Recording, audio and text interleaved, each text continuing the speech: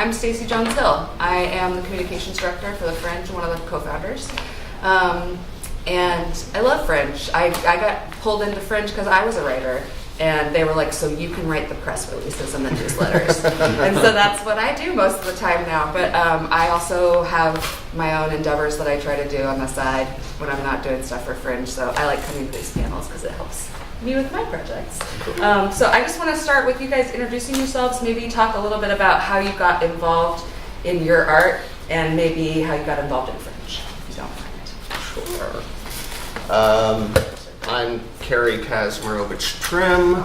I'm a writer. I started as an actor, and then after college switched to writing when I was living in New York City and had no time to act and needed some sort of creative outlet, and eventually just discovered that I found writing more satisfying, telling my own stories rather than just speaking other people's. Fringe itself I got into last year because I actually received a grant through a theater company I was a part of at the time called Fierce Backbone. Yes. And because for me, Fringe, it turned out to be great. It was a little intimidating having never done it before, not really knowing exactly what I was signing up for, which is why I'm excited to get to be a part of this. But that grant gave me just enough hope of being like, okay, maybe I can pull this together. And so that was my first motivation to take one of my plays. Most of my plays only have between 2 and 4 people, which sort of lent itself to the Fringe vibe, and take one of those pieces and try to put it up. And yeah, it was fun. Yeah, and you had some success. Yeah, I did. Just a little bit. Did very well, nominated for Top of the Fringe, a bunch of other stuff. Got invited to the Fringe Encore series in New York City at the Soho Playhouse, which is going to be in December for a couple of weeks. So yeah, it was That's really awesome. Thank you. Hey. I'm Jim Vejvoda. I did a show in last year's Fringe, my first time ever doing Fringe. It was called Skin Jobs, and it was it was a short, it was a half-hour show. We were one of the Fringe First nominees, so that was pretty cool for first time doing Fringe. I'd been going to Fringe as just a fan of theater in LA, and I was like, man, I really want to do this. This looks like fun. It's like the community aspect of it really appealed to me. And the creative outlet. My day job is I'm a reporter editor for an entertainment website, and so I kind of cover the movie industry, and so I'd come out here for screenwriting. That was my day job, but it was such that I couldn't really, for lack of a better expression, I can't really shit where you eat there in terms of like trying to get your writing out because. Oh, don't worry about swearing here. Yeah.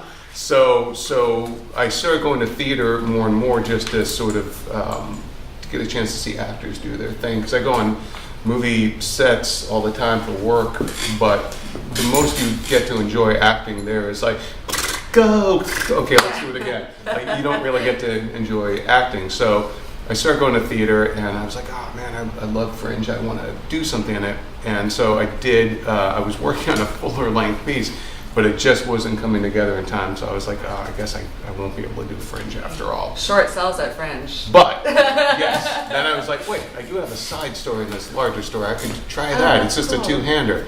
And so we did that, and I wrote it and produced it, but I realized just juggling work and everything, I was like, I can't direct this thing, and I shouldn't. I need a fresh set of eyes. And so, yeah, we did that, and I've been really bitten by the bug. And I love theater and going to it and being part of it. And, so thank you. Did you guys know each other before this, though? No, we met you guys actually met at Fringe. At Fringe. Yeah, I mean this guy too. Yeah, I met. Really? Oh, that's yeah, awesome. I didn't really know anybody in the LA theater scene. I had one. I was acquainted with my director only by trying to get her to notice me because I wanted to get something in a festival she was part of, Sci-Fest at the time, which is no longer around. And so, so I didn't really, so that didn't work out. But then when I needed a director for this, I'm like, hey, what do you think? She was like, yeah. That's awesome. That's so cool. Yeah. And Matt? I'm Matt Ritchey. This last year was my 4th year doing Fringe. pay attention to what Jim and Kerry say, because my first show had 14 people in it. Don't do that.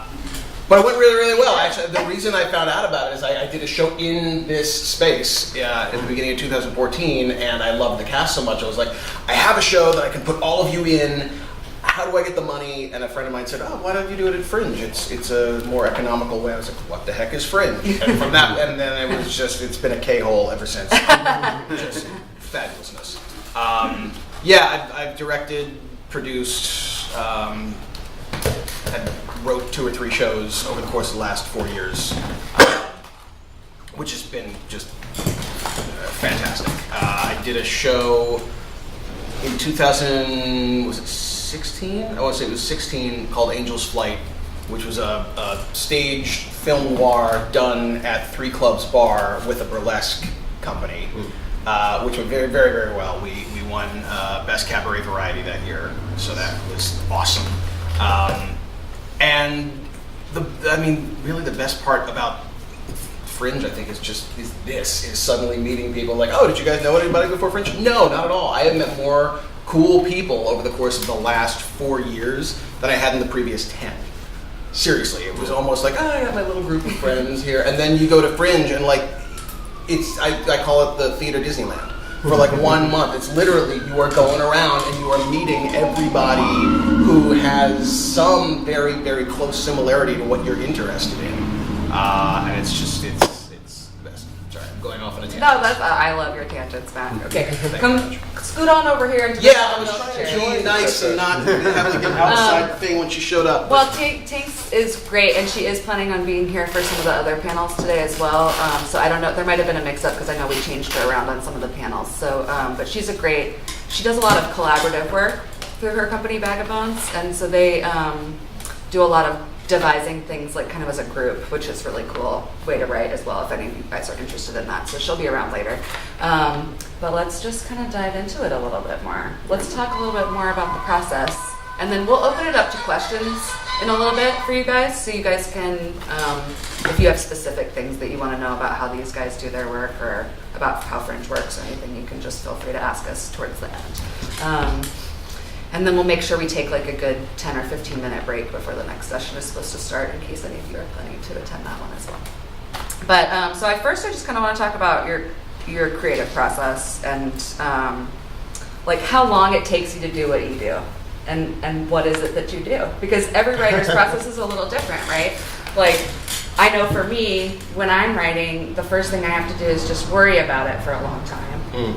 Years. And just think about it for a long time. And then sometimes all the writing happens in a really short period of time. I don't know how you guys do it though, so tell me about it. Yeah, for me it really goes story by story as far as what the intent is behind what I'm looking to write.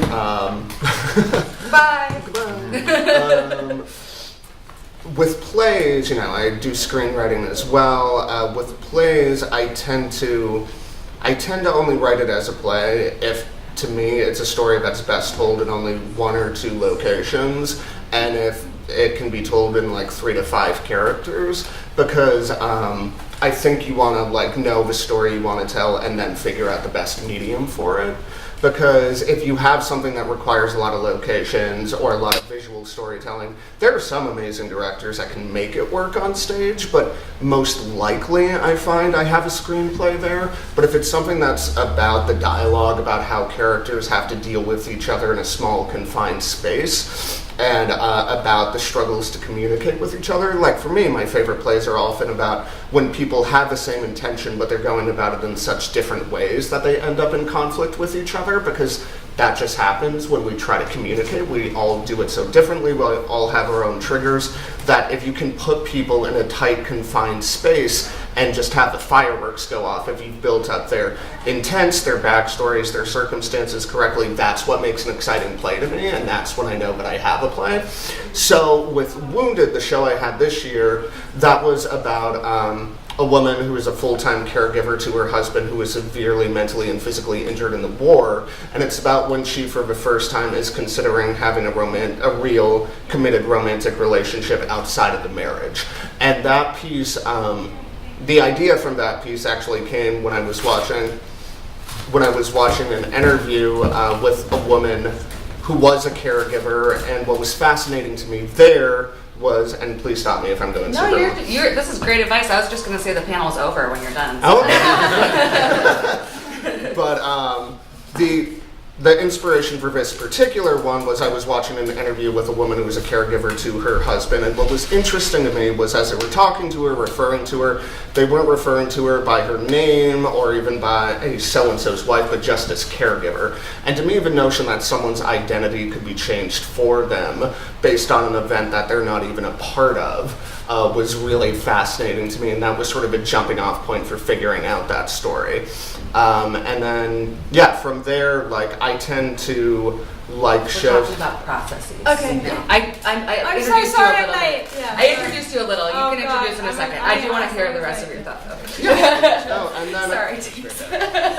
and then, yeah, especially, you know, in the LA scene, you're usually writing for smaller theaters. I know Fringe has a couple of bigger theaters, but for the most part, you're looking at spaces around this big, like Or 50, smaller. or smaller, Yeah. 50 seats or less. And with that, I tend to find it best for my writing, if I'm keeping that in mind, if I'm writing for a set of circumstances where there's an element of claustrophobia to the piece, the sense of characters feeling trapped, or just in some way like utilizing the space to your advantage. You know, like if you want to write some big epic thing where it's supposed to take place in a giant forest and all of that stuff, again, an awesome director, and there's lots of them in Fringe, could find a way of making that work, but the more that the space helps thematically with your story, Yeah. the better, as far as it not feeling like, oh, it's a great story, they happen to have to do it in this space, but like, no, this is the space it was meant to take place in. That's really good advice because, and my husband always used to, Ben is the festival director, and he used to say a lot when we were first trying to explain the kinds of plays that people do at Fringes, because people didn't really know as well. And he would always say, you don't need to make this like you're Miss Saigon. Like, you don't need to have a helicopter, you don't need to have dinosaurs running around with blood dripping out of its mouth. It's just not. That's a nice idea. Like, you know, like, it sounds really cool, I but have it's a not show. going to happen at You Fringe. just gave you me know? a show. Miss Saigon. Anyway, before we go on with process, I just want to jump over to Tinks and have her introduce herself and kind of how she got into the Fringe world and her work.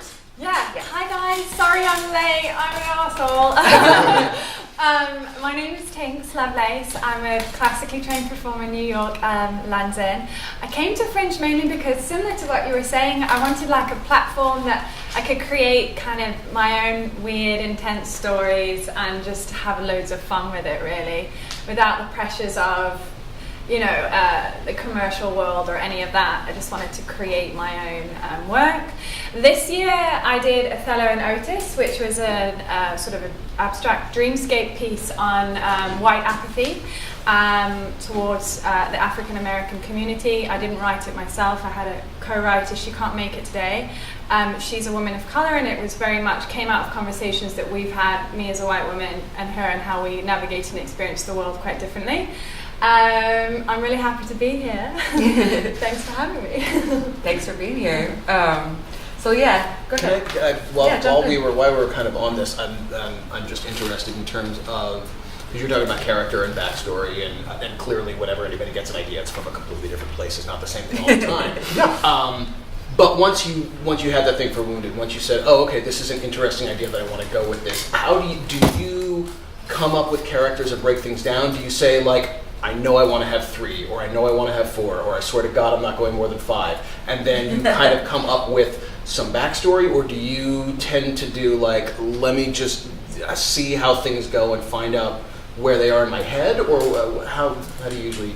It really goes play by play for me. Right. With Wounded in particular, and I know that's not the most helpful answer, but with Wounded in particular, that one, because I knew for me it was about identity and feeling trapped in your identity, I knew thematically what I wanted to explore. And so I obviously knew I had a caregiver, I knew I had the husband, and I was like, okay, if I have those 2 elements, what's the set of circumstances, what's the inciting incident, and what are the forces outside of those 2 that's going to create the most conflict? Because I didn't necessarily just want to do like it was right after he was injured. Right. I wanted something that more explored like her hope more and her fighting for more. Like right after he's injured, that's just going to be really about like, oh shit, how do I take care of him? Right. But after you've gotten into that routine and it's like, okay, is this really all I'm going to be for the rest of time? That's for me the part that I was able to resonate with and connect to, because it wasn't at all the same thing, but being trapped in a small town, taking care of my mom, like that's the part that I was like, okay, I have enough empathy, I think, here to be able to find a way into this character. And so once I figured out those elements, it was, like what is the force that's going to make this most interesting? And that's when I came up with the relationship that she was having with the other guy, that sort of thing, and that's how it built from there. So with me, that all came very much from a notion of what's going to be the type of conflict, the types of intentions that explore this theme in the most interesting way, where it doesn't, there's a lot of really depressing stuff going on, but where it doesn't just become like, let's just watch her take care of someone for an hour and a half. That sounds compelling. Thank you. Tinks, you guys come up with your kind of cast in a different way than this, though. Can you address that a little bit? Yeah, sure. So the piece was Dreamscape. It was James Baldwin's words. We had over the speaker of Obama's speech that he gave right after a big shooting, and we had Shakespeare, Othello, mainly Othello, some other characters, and really the cast came. So it was one voice, and then we broke down the voice. So we did it in a very Greek chorus format. So we had one character always bring in the idea, basically introduce a new idea, a new concept, and then we had the others echo it, and then we. Eventually, we wanted to build up the chorus, the echoes, to the point where they were then introducing the ideas with the main character. So there was growth and movement and change in the piece, which was very important for us because we wanted that in the world. In terms of how we cast it, we wanted a variety. It was an all-female cast. We wanted a variety of different women at different ages in their lives. We had one pregnant woman. We had one girl who was 18. We just wanted a very, just to really mirror back to the world, like the different types of people that we see, specifically women. I'm a woman. I love women. But yeah, our characters were really just kind of versions of themselves, but with one main character introducing the ideas and the others echoing, and introducing the conflict and all of that. I think it's really interesting that I feel like more writers that I talk with at Fringe are trying to address kind of issues like this in this way, and I'm wondering if it makes the writing process kind of different, right? Because like you're talking about addressing it from a point of view where you're like, I'm thinking deeply about these characters and this like human issue and like how we can relate that. But then if you're adding other layers of like social justice on top of it and all this stuff as well, which is really great, it's what we should do. Thank you. But it does make the process a little different, I imagine. Yeah, but I think I spent a while developing the dreamscape, so I felt like the feeling of the dreamscape, so I felt like I could switch in and out and say these very intense statements, but without, and then sort of moving forward and then relating back to it without being too jarring. I mean, there was a moment we did want to start with conflict, so we started with a very intense opening statement, and then from that we spent kind of the rest of the play sort of developing that, or exploring that and making sure that opening statement was relevant and supported throughout the work. Yeah, and I think anytime you do something that affects a group of people, that this is with Wounded, because I'm not a vet, I don't live that life. I probably spent like a year researching that, really just because. Yeah, and I think with anything like that, like you want. It's great to have that impulse of, oh, I want to tell this story, I want to bring light to this, but it's it's always that balance of how do I do it in a way where I'm hopefully actually understanding their emotional conflict and not just like talking about it like an observer if you're going to put it on stage. Yeah. I think that was what was so important about having, my play was like one coin but with the two sides. I'm a white woman but we're talking specifically about a black and white issue, right? And I could not have written my play without a person of colour. It would have been completely wrong. And I also, through this whole process, we both had very different reasons for writing the play. Mine was much like I wanted my white friends to kind of see the spaces that I've been in and experience that they might not have. And for my writing partner, for her it was a love story to her people, really. So it was completely different, but it's the same side of the coin. But I totally agree. I think it's very scary, and I was very scared to like be doing this because these are very big issues that we talk about, and we don't want to sort of take someone else's life and do it in a light-hearted or So address it thoughtfully, Yeah. is what we're saying. Yeah. Address writing thoughtfully, because your Totally. words have power. yeah, right? totally. You want them to, right? You Yeah. want them to be powerful. So. I want to hear from you a little more. Tell me a little bit more about your process. How do you do it? How do you do it? My process kind of comes down to whatever I have available time-wise. My job requires a lot of nights and weekends, so I wrote my play basically on my phone and love that. notes at a multitude of happy hours and morning coffees on the weekend, just having a few minutes to like sit That's in awesome. like I the love park this. or whatever and just write on there. And I realized I'd written about 45 pages on my phone. And which sounds cool until you have to transfer it into the thing, and I'm like, oh, everything's broken, what a mess. But I will say, like, the play that I wrote definitely was something that was out of my comfort zone until I found a way to make it something I felt like I could tell. Skin Jobs was basically about, the backdrop is whitewashing in genre movies. And, you know, I cover basically geek movies for a living. And so that was the backdrop and sort of the impetus for it, like all the Ghost in the Shell, Scarlett Johansson stuff, and Doctor Strange, and we cover that, and, you know, we interview all these folks, but it was kind of, I had to bring it down to a personal level because, you know, I'm a 40-year-old white dude. What the fuck do I know? You know? But Thanks for saying that. But I mean, it was, you know, I work in this industry and I understand what it's like to be in fear of losing your job and what this town can do to you, what it requires of you, and I kind of based the main relationship in the play is it's two young women, they're about 30, and they about 10 years out of film school. One is Asian American, one is a white woman, and they've been best friends since film school. And one of the Asian American character, Kerry, is a visual effects artist. She wanted to be a director, but she's a visual effects artist, and her job is basically a digital beautician. She makes beautiful white women more beautiful, Right. you know? And so she ends up working in this top secret, kind of like a Marvel type movie where they had cast a white actress as a character who's traditionally Asian in the comics. And her white best friend from film school, she wanted to be a screenwriter. Well, she's a reporter now in the movie industry, covering the movie industry. And she, over the course of one drunken evening together, she finds out about it and threatens to blow the whole thing up, her friend with it.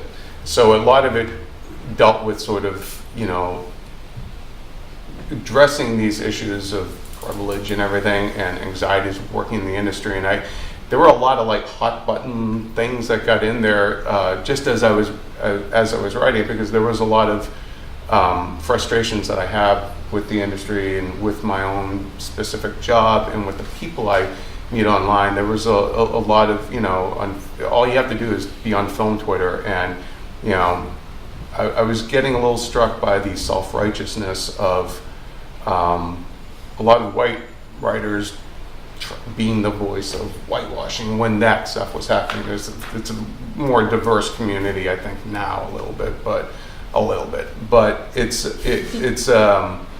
so that my way into doing this story was kind of inspired by my friendships with a couple of different guys I knew from college who were both Asian immigrants.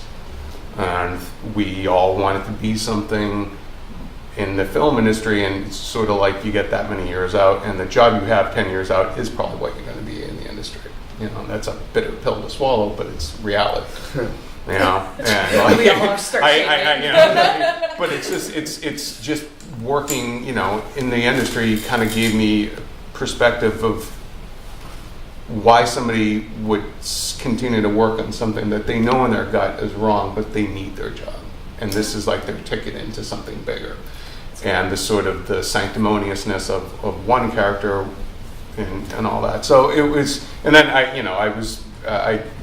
fact that it was just a two-hander and there's just these two younger women. I mean, everyone I basically work with is younger, you know. And I was raised by 3 women, my mom and my 2 sisters. So I know how women speak. So all it took was a lot of whiskey for me to get in the zone and write on my phone. Or coffee. Probably more happy hours than morning coffee, to be honest. So we all are trying to express things that are coming from pretty deep within us, it seems like. Most writers. Look at us. Yeah. And you guys too. You guys probably have some stories that you're already working on, and I'm really excited that you guys are maybe starting the journey here. It's really exciting. So I want to talk a little bit about who else you require to be part of the writing process besides yourself, or if you require anybody else. Like bartender. No. Like a bartender, exactly, or a barista. Right. Because I know Tinks, you... So it depends on the piece, right? So if it's a piece that's not specifically my human experience, I need to have someone who has that human experience to share in with me, and if they want to go on this ride with me.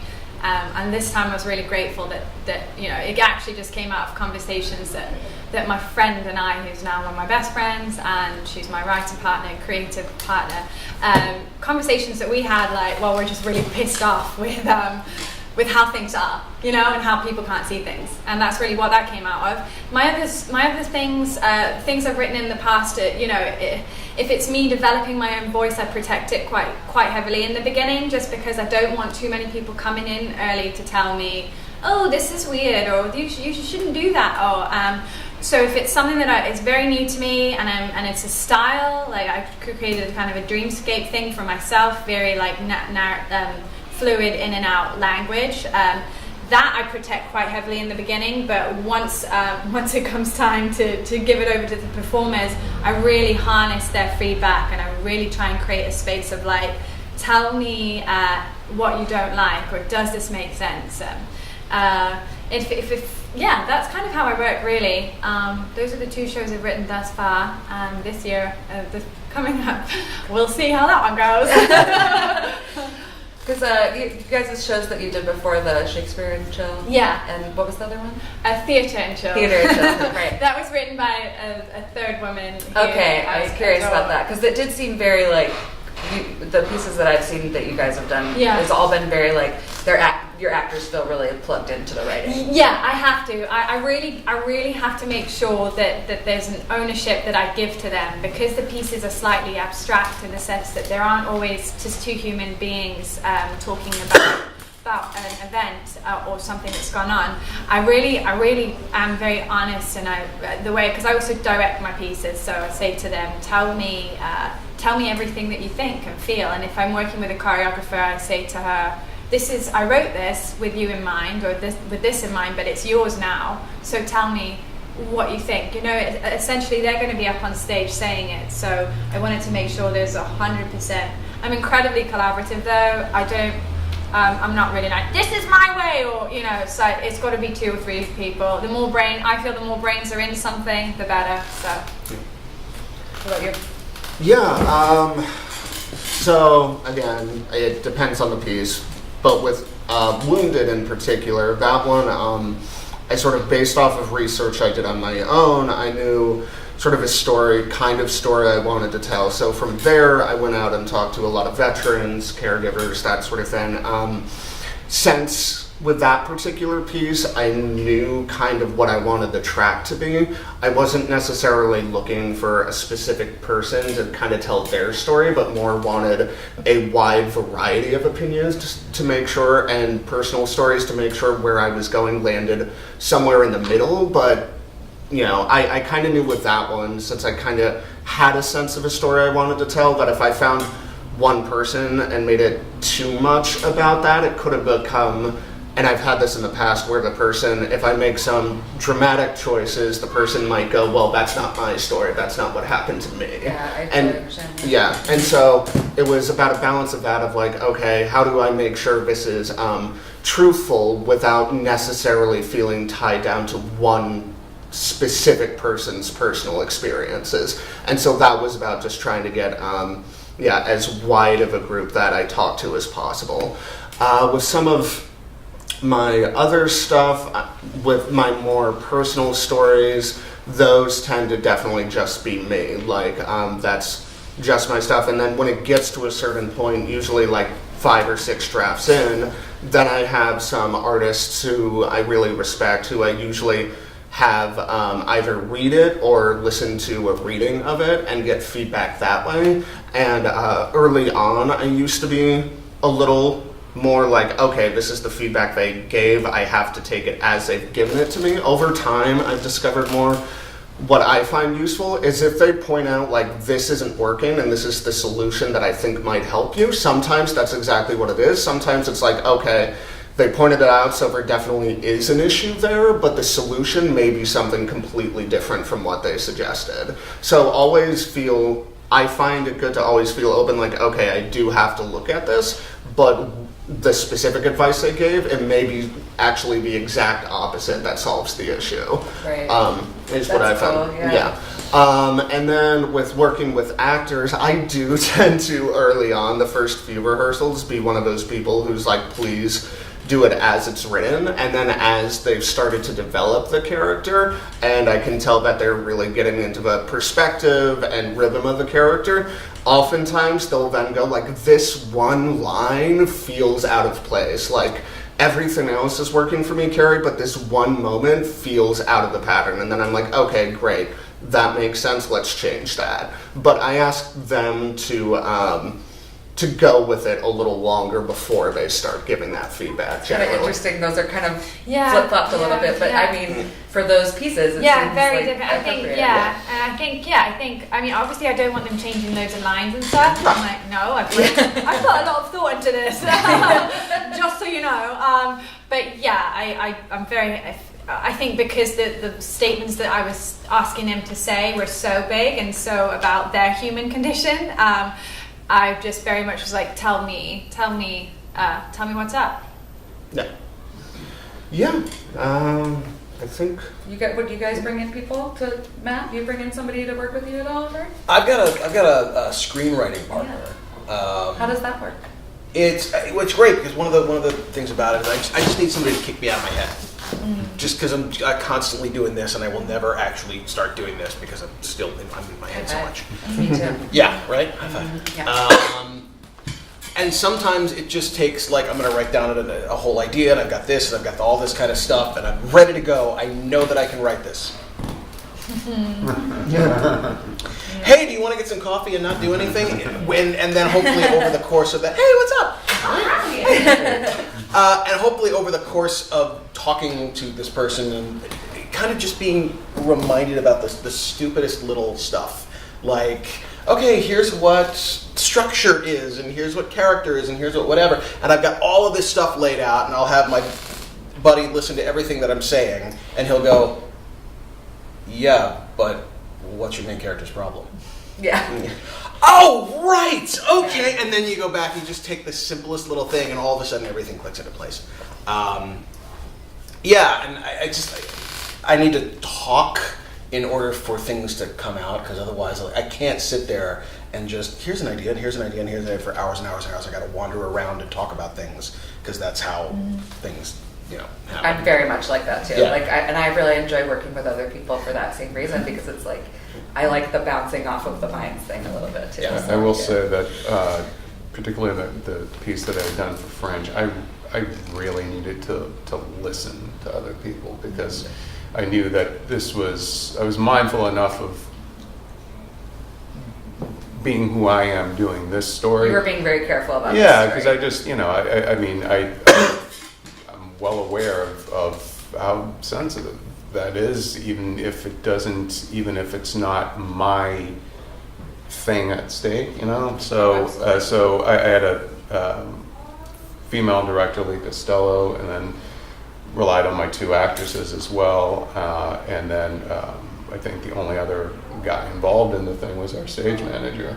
You know, so it was very important to me to just like listen to everyone, and for the most part, I mean, they were happy with the script. It was really more cutting things down and honing in on what, because you start with these 2 people who were best friends at the very beginning, having just movie night, and by the end of it, they've blown up their friendship, and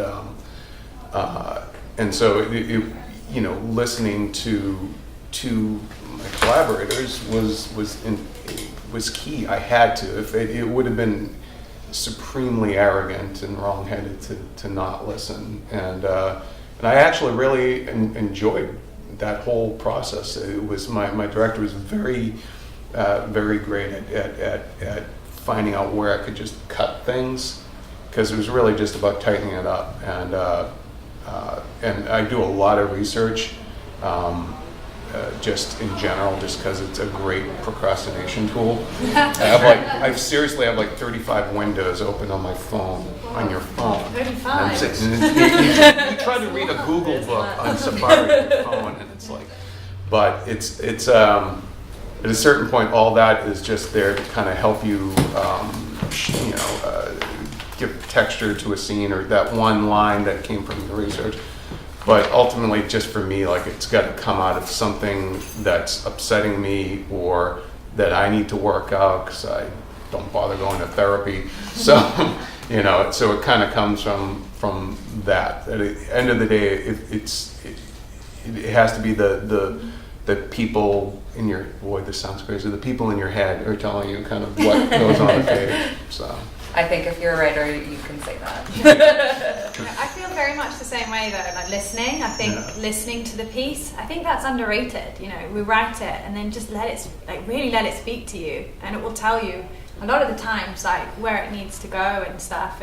And particularly with my cast and my writing partner, listening, it was like a life-changing experience for me, and I really think it can, you know, theatre really can be.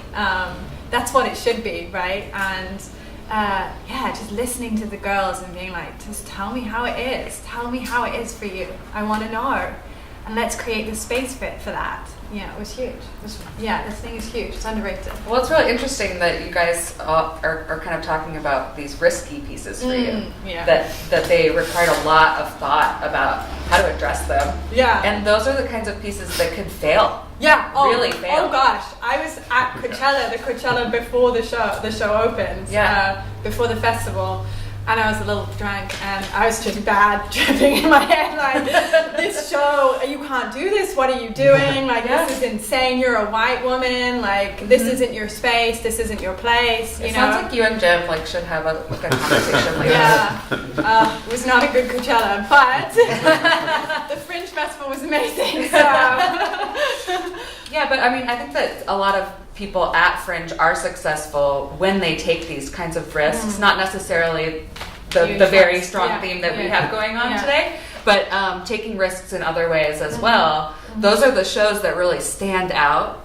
I think Fringe harnesses that though. Fringe doesn't require you, first of all, it's a very forgiving, caring community, right? So, for the most part. For the most part, I like to think so too. And it doesn't require you to have a beautifully polished piece of art. It doesn't. It's a Fringe festival. It's about people coming together because they really want to do this thing, whether that's a musical on whatever, you know, it could be a lighter theme or whatever, and I think it really does. I would absolutely suggest take risks. This is the platform to do it, and that's what drew me as a creative.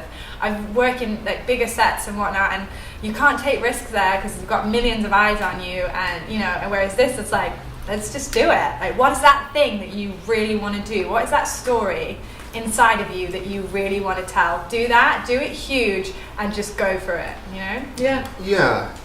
I agree, and I think for me, one of the most useful pieces of advice I got before Fringe was just go in knowing exactly what you're hoping to get out of it.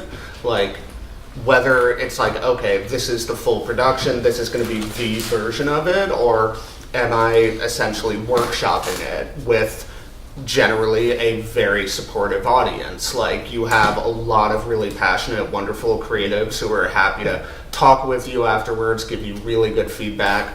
And for me, with Wounded, like, I was like, yes, I want it to be a good version of the show, but it's not like the begin all, end all. And since Fringe, I've gone back and I've done more rewrites on it, that sort of thing, because, you know, it's a really good opportunity to get that feel of, you know, with theater, the beautiful thing about theater is that, like, the last dynamic is that with the audience, the last one that gets added in. And what is that relationship? What is the response you're getting? What is the momentum that's building? What's the energy going on there? And if you're trying to build a piece that you're hoping could potentially have life outside of Fringe, like whether you try to then get it published or go to regional theaters, knowing, okay, these are the moments right now where I'm sort of losing the audience, or this is where it really picks up steam, this is where I have to explain a bit more. If you're trying to fine-tune that stuff, like, Fringe is a great environment to have an intimate but large enough audience that you can get a sense of what the pattern is there as far as the moments that are and aren't working. And if you go in with that expectation of either like, nope, this is it, I'm putting up and I'm done and I'm just happy that it's up, or I want to get to see how the audience responds to it night after night, and that's the joy of this for me, like really getting to see that dynamic and see what it tells me about the piece. As long as you go in knowing which version of that or any other sort of expectations you have, like, it's a very satisfying experience. So I will say, I did my show at the Broadwater in the little the studio, the tiny one, and I produced it, and I also held the door shut during the show because there was no late admissions, but it gave me a great vantage point to watch the audience, I love it when writers are like creepily standing. Oh yeah, no, we were just like, and I was I popping sure everyone's do. faces because I knew the play was going to press a couple of buttons for people, and I wanted to see an honest response, because I mean, You're probably work really in Hollywood, curious I'm how used it to would people go, huh? bullshitting you and saying you're great or whatever, and they don't fucking mean it, but like, you know, like to actually like see their faces at these moments, and the best part was like, we didn't know the play was that funny. Like I'm a geek, so I made a lot of geek references that I thought would go over people's heads, and like it got good laughs out of We've it. got some geeks in our You community. know, and so it was, but it was very interesting to watch people's faces, people of, you know, white people of color, women, men, seeing how everyone reacted differently to these things, and then, you know, clocking the responses you'd get. So we had one person come up to us on the street after a show. I was talking to my two actresses, we were just hanging outside, and she gave me my program back. Ooh. And she said, what was that word that she says at one point? And my actor is like, appropriation? She goes, yeah, what's the big deal about that? And so she kind of, and at that, you know, You're it was like, that it worked. moment. Yeah, I was like, but it was kind of like the comment section came to life, you know? Yeah. But it was interesting, great. you know, like we definitely, like if you were trying to provoke a response, you got one, you know, but I mean, she seemed more confused than like angry, but clearly she was ruffled, you know, and that was, That's great. yeah, that was, I love yeah, it. I mean, we all kind of looked at each other like, oh shit. Want to get a taco now? So I kind of want to, I want to ask you guys just a couple more questions, and then Yeah. we'll open it up to you guys in case you guys have some specific question for us. But I want to ask a little bit, because we're talking about taking risks, and obviously your risks all paid off. You're up here, you get to sit in the fancy milk chairs. But I mean, I think that a lot of people come to Fringe and they do take big risks and they do fail. And I think that I mean, are you guys willing to admit that you failed in the past? Okay. At some point, yeah. So like, I want to talk about how you deal with that and what your perspective is on what you would consider failures of your past like experiments. Yeah, for me, it started when I initially, and sorry, I just like in my head it goes down this way. So if you guys want to jump in first, feel free. We're all doing great. Sure, Are sure. they doing good? They're doing pretty good, right? Yeah, okay, good. But before I started writing, when I first started writing, like in school and stuff, I hated editing. Like I just wanted to put it down on the page and be done. And so when I started writing, I knew that I had to trick my brain or convince my brain that editing was awesome, and that's where it actually turns into something worth people seeing and enjoying. And so I had to work very hard to convince myself that any changes I have to make, as long as they make the piece better, as long as they make the themes clearer, it's worth it. And so with Wounded, there was actually, I wrote the first version of this over 3 years ago. And that version, I am willing to admit, like it had its moments, but it was pretty melodramatic and terrible by the end. It turned into this awful soap opera for like the last 20 minutes of the show. There was a gun, there was That's like all bad writing, right? Yeah. There were these pregnancy tests. It got ridiculous. Yeah.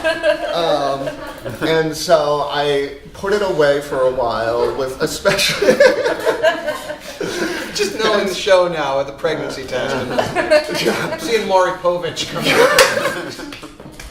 I changed it because we couldn't get Jerry Springer. So sad. Yeah. So sad. But with scripts, especially when I know I'm dealing with more sensitive material, I want to have the time to put it away for a few months, honestly, because it's very easy, at least for me, when I write stuff and then I read it back or even listen to it too soon after, to be able to still have in my head the narrative of why I wrote it that way, rather than just being like, okay, is this what the characters would honestly genuinely do?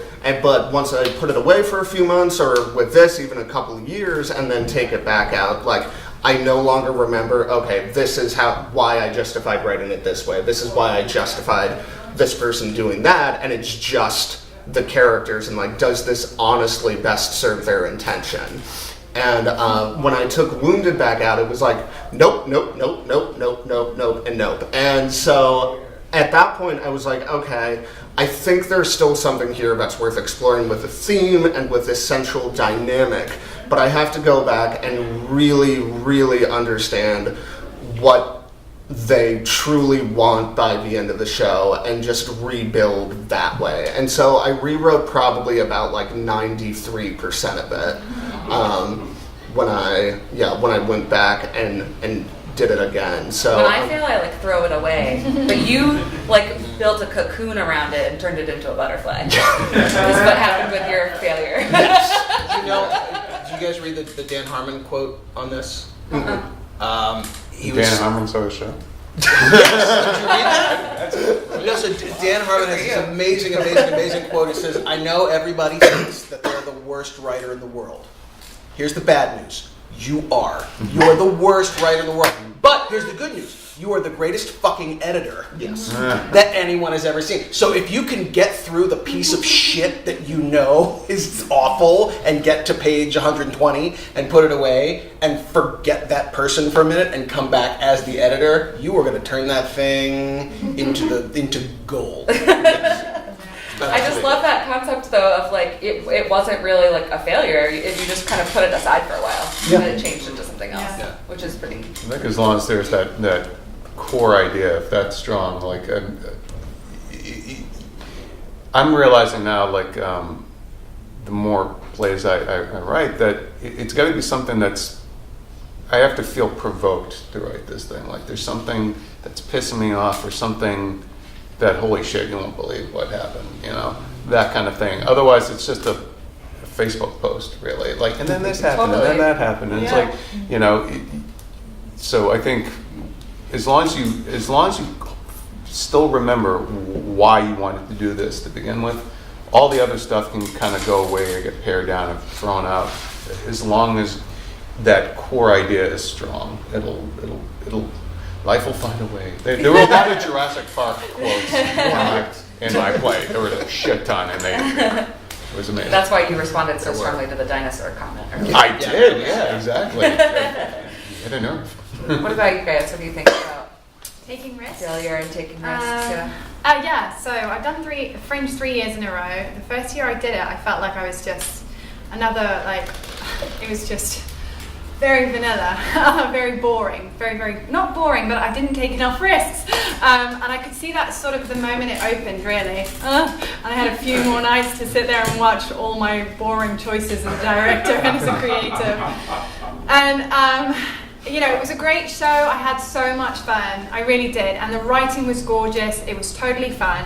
But I felt kind of like the reason why I was upset why La La Land won the Oscars. Do you know what I mean? Like, there's bigger things, in terms of where my journey as a creative is and where I'm at. Like, there's so much going on in the world. Why am I talking about like two white girls that couldn't get into their apartment? Do you know what I mean? It just felt very like, So then, and also just, and so then the next year I did something a little bit more abstract, and then the third year, it really took me 3 years to get to a point where I didn't hate the show the minute it opened. I'm like, yay, I actually like this one, and I'm going to develop it further, yay, I don't have to throw everything out and start all over again. But it was fun, and I've learned every time from everything. You really do learn, and it is important to have so much space from the material. I totally agree with you, because otherwise it's just, you're so in it, you can't see it. It's really important to see all angles of the thing.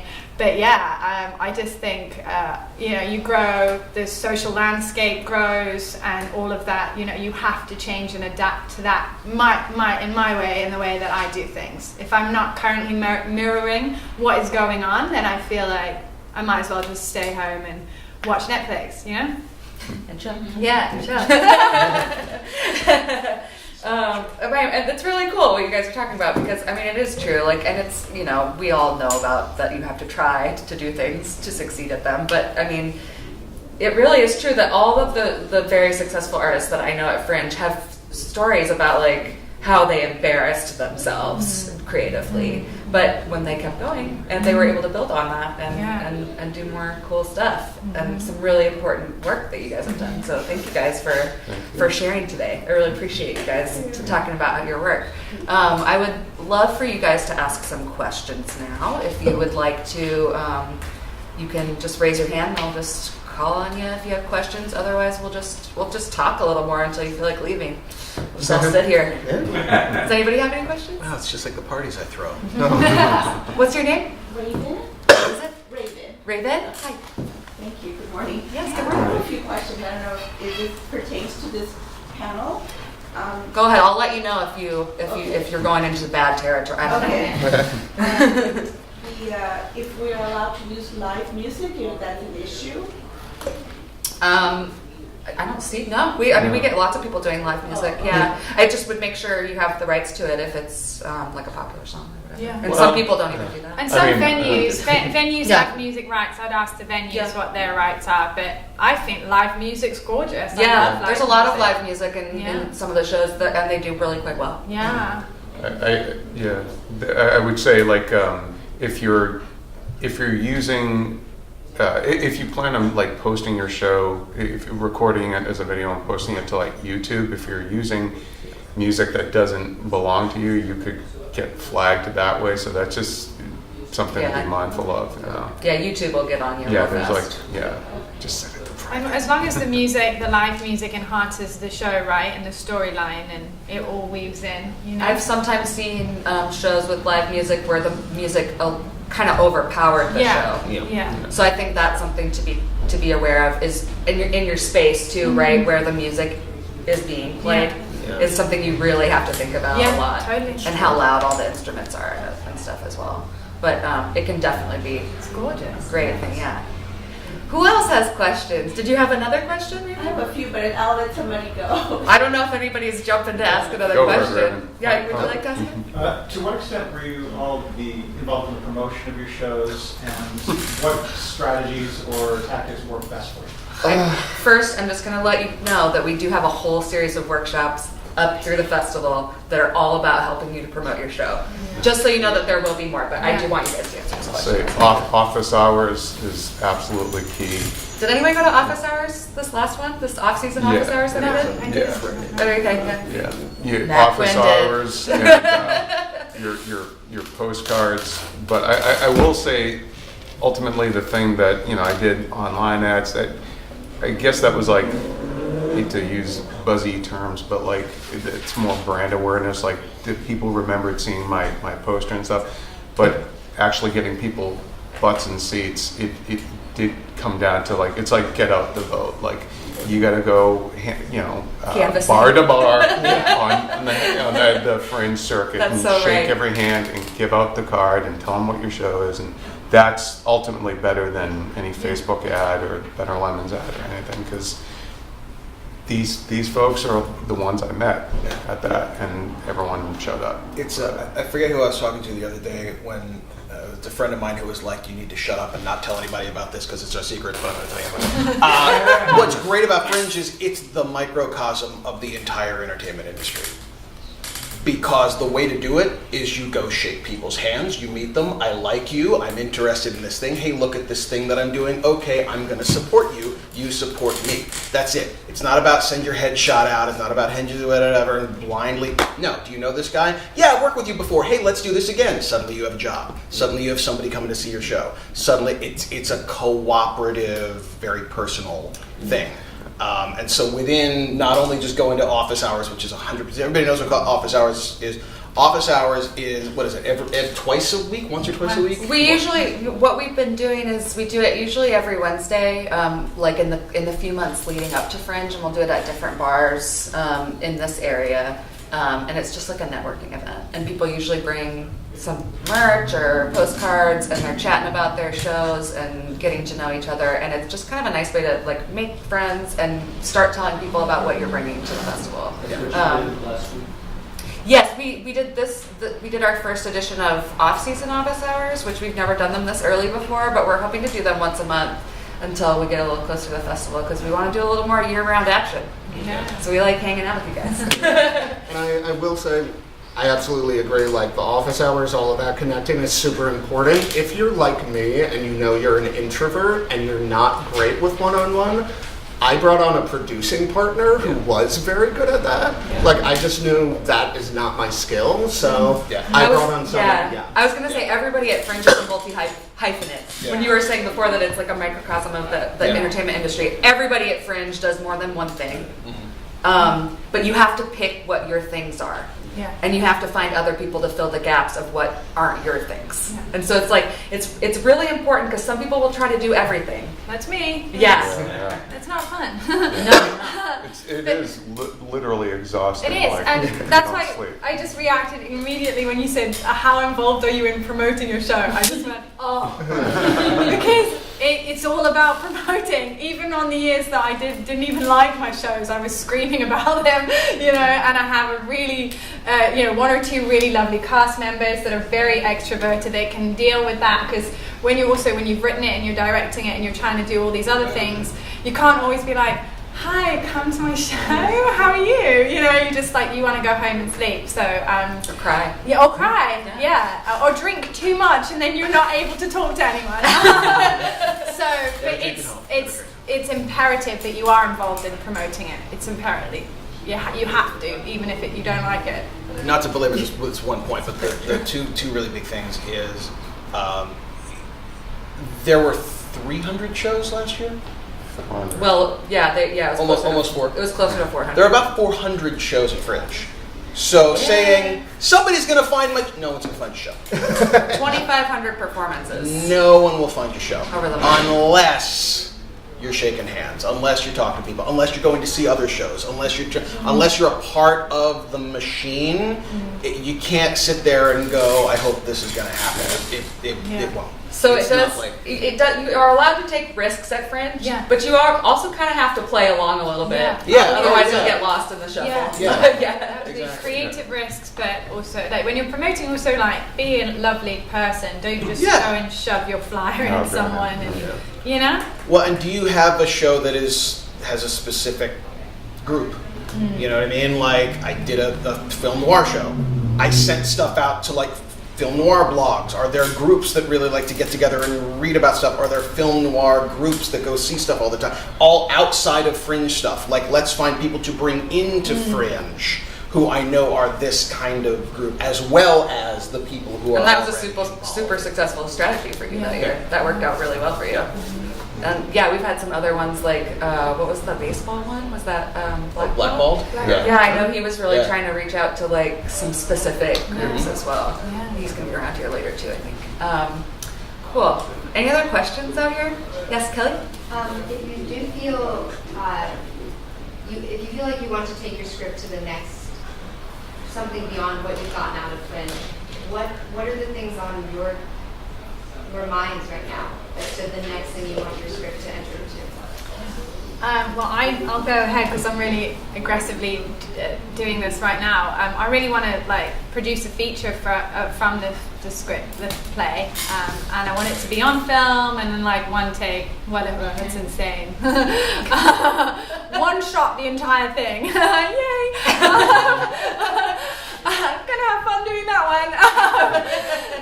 But yeah, I just so I was like going for funding for specific, like we're saying, specific people that are interested in this type of work, going for funding with that and just really developing it. And it's grown like because the landscape, even the social structure, the racial structure, just since June when we did the show has changed so much.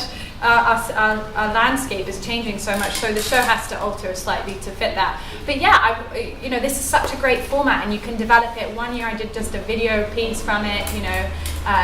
I think some people go on to develop. I've also been asked to develop it in a space downtown. So I because as I said earlier, I spent so long. 3 years getting to a show that I like. Now that I like it, it's not going to leave my life quickly. Yeah, and for me, with Wounded specifically, it's been, we'll say, like, it sounds fancy, it's not, but it's been optioned by a director production company for an indie film adaptation, so we'll see if anything happens That there. is fancy. And then... Pat yourself on the back. And then it's going to the Fringe Encore series in New York, chosen from the Hollywood Fringe Festival. And when it's there, I've reached out to, a ton of New York theater companies, agents, managers, press, they're publishing companies.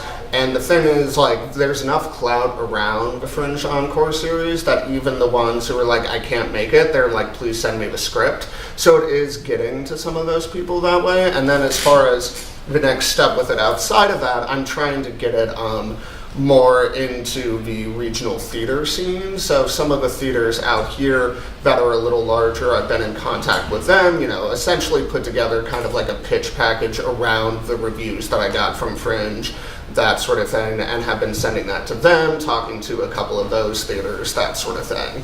I did all of that after I put in the rewrites that I wanted to, because I didn't want to get there. I have a question for you though, because you said you're introverted and you don't like to get involved but that sounds like you're very involved in the promotion of your writing. I'm great You write when I have emails. to email. Yeah. Like, as my producing partner was out doing the office hours, I sent 123 emails to different reviewers, like 335 to different friends, personalized emails, everyone, that sort of thing. This is the kind of work that can help you guys succeed too. Beyond just writing. Can I hire you? Yeah, seriously. Someone needs to. Writing a great piece is the first step, and then at Fringe, there's a lot of competition, so there is a lot of thought that goes into marketing and stuff. This is why we want to start talking about creativity and all of that kind of stuff now, because we're going to bombard you with information throughout the year about all the things you need to know and come to, and all the deadlines and all that stuff. And so enjoy this time before we start getting into all that to really talk like what these guys have been talking about. Write the thing that you have to write because it's trying to get out of you. We want to see those stories. I'm really excited. Yeah. This has been really great, you guys. Does anybody else have questions? Yes. So another thing that's kind of a dose of reality is the whole question of budgets. So I'm very curious. How involved are you guys in those decisions? I'm very credit. curious because, I mean, obviously this is a Fringe festival, it's very low budget, but when people talk about things like producing partners or directors or cast, are you paying these people? Are they? It all varies, I think. I don't. Yeah, I never pay myself anything. I lose money doing it. I produce it all my own and direct it. But my actors, yeah, and I think there's a panel coming up later on how to do something for like no money, right? Or no, that's what I'm on later. Yes. So I'll talk more about that then. Yeah, there's going to be a panel. I think it's is it the next session? I think it's the next session. Yeah. It's all about and you're on that too as Kelly, right? Yeah. We're doing it's kind of minimalist tech, like how to do Fringe production. Yeah, minimalist. Yeah.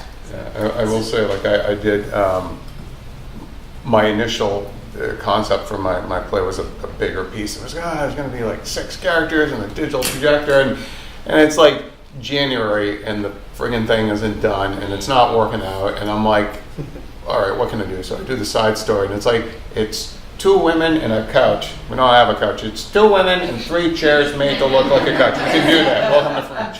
Yep. So, but even at that, the fact that I did a half-hour show, everything was half the cost, and that made a difference. And I paid for the whole thing myself, and I think that the real, I started a small business, and I didn't really make money, but that's not why I was doing this. So it's going to be very interesting when I do my taxes next year and kind of see, what did my, that's scarier than reviews. I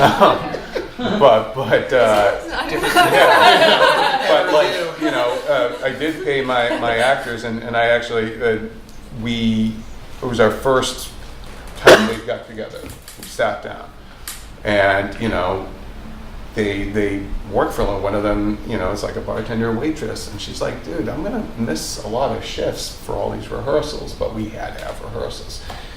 And I'm like, I can't afford to lose my actors, man. Like, we got 5 weeks. And so because I could, I doubled what I was gonna pay them right there and gave them half up front, and basically I bought them for like 6 weeks. It's becoming more and more common, I think, at Fringe. Yeah. In your experience, Matt, do you feel like more people are paying their actors? I think it varies. It really varies, but I feel like that more would be people the overall. best case scenario. Yeah. Usually, Some people do and some people don't. well, when I'm coming into it, most of the time, I've been really, really lucky. Is I've got a certain amount of money. I do the whole budget of what this is going to cost, postcards and space and rehearsal and all this whatever.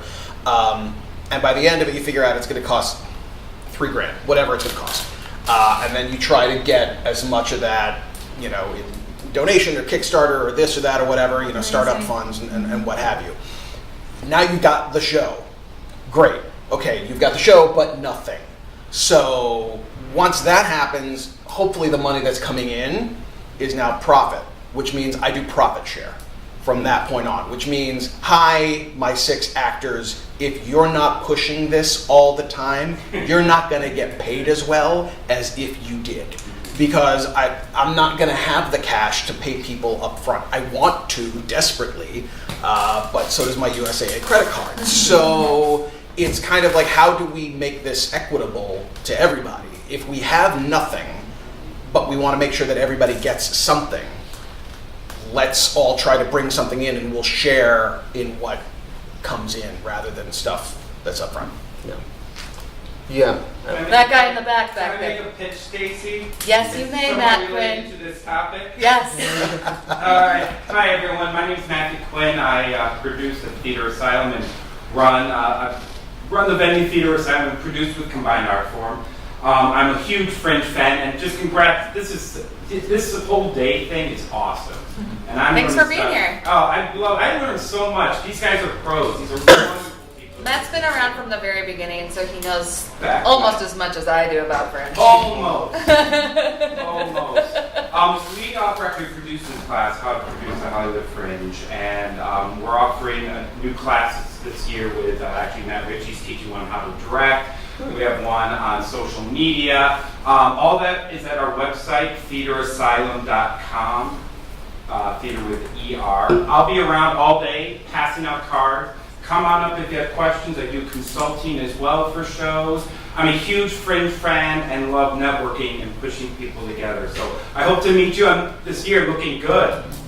I will say I took Matt's workshop. I'd gone to Fringe just as a patron, and I saw that he had this workshop, so I went there, and that was it was invaluable, really, because everything. And I showed up with my reporter's notebook, and I asked all these very specific questions, and I was like interviewing him basically. But it was invaluable because it gave me a good idea of like the nuts and bolts, and I'm a nuts and bolts kind of approach to things. I'm very pragmatic, and I found that very helpful, and just if you do a half-hour show, it cuts your cost down this much, and he gives you, if you do his workshop, at least you did last year, he'll share with you this spreadsheet doc, and it helps you basically budget and gives you examples of where these little hidden costs can come up. And it was really, really helpful. And I think I have no stake in this thing. I would just say that for me it was hugely helpful. And I would recommend that to everyone. Yes, exactly. Well, because we're talking about, this is a small business in a way. It's like you're taking money and trying to put it into a thing. And so rather than trying to get a book on how to run your small business, this is a thing on, I know exactly what your business is. Everybody in this room has the exact same business, and I'm going to talk specifically to you about how to work it to your best advantage. So it's Matt is a great resource. We have a lot of resources on our website as well. If you guys have questions about anything, you can always write support@hollywoodfringe.org,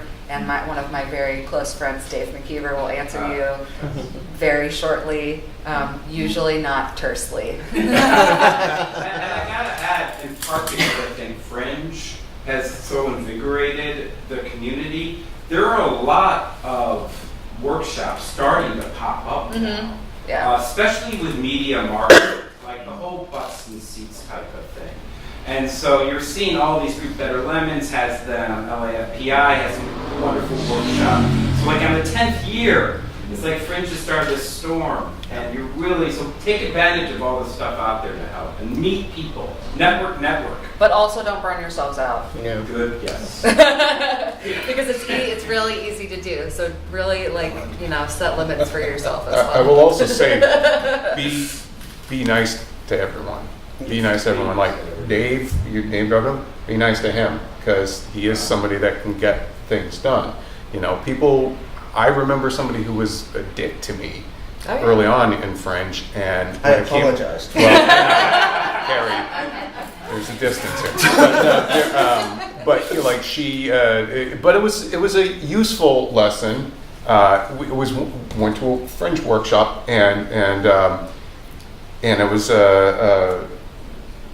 she turned around and wait, who was it? No, I'm just kidding. She turned around and she goes, give me your elevator pitch. And I'm like, what? Like, I just got in from work and I'm like, I was exhausted, and frankly, I didn't really have an elevator pitch because it was putting the Hollywood, frankly, and Hollywood Fringe Festival at that moment, because I was like, oh God, it's like, this is what I came to escape. Yeah, exactly. Yeah. But so I stumbled through this thing, and like, she just looks at me and she's like, you need to work on your elevator pitch. Oh my God! And she turns to the woman next to me and starts giving her thing. Yeah.